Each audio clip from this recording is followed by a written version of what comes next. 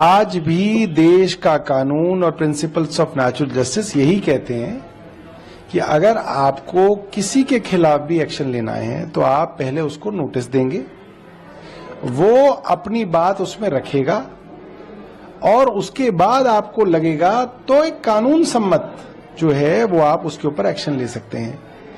ये जो बुलडोजर के नाम पे दादागिरी चल रही थी वैसे भी गैर कानूनी थी और किसी भी सरकार को या उस प्रदेश के हाई कोर्ट को अब तक इसका संज्ञान लेना चाहिए था। तो बड़े शर्म की बात है, जिन जिन प्रदेशों में ये बुलडोजर के नाम पे दादागिरी चल रही थी वहां के हाई कोर्ट इसके ऊपर कुछ भी नहीं कर रहे थे। ये तो बहुत शर्मनाक बात है।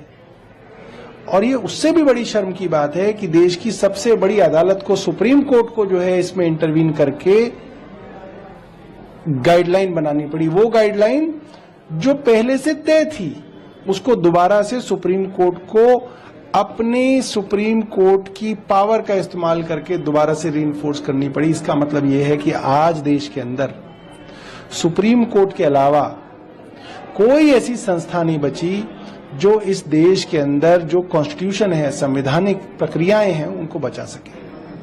आज ट्राइबल कम्युनिटी वाले इलाके हैं, वहाँ पे बाइपोल हो रहे हैं। इसके अलावा 31 सीटों पे प्रियंका गांधी वाटा जहाँ से चुनाव लड़े, वहाँ भी केरल के वायनाड में भी बाइपोल हो रहे हैं। जिस तरीके से राज्य चुनाव से पहले ईडी का इस्तेमाल केंद्र सरकार कर रही है, अपने विरोधियों के यहाँ छापेमारी कर रही है, इससे साफ है केंद्र सरकार ईडी सीबीआई के बल पे जो है इस चुनाव को बदलने की कोशिश में लगी है। ये पूरी तरीके से गैर संवैधानिक है और गैर प्रजातांत्रिक है।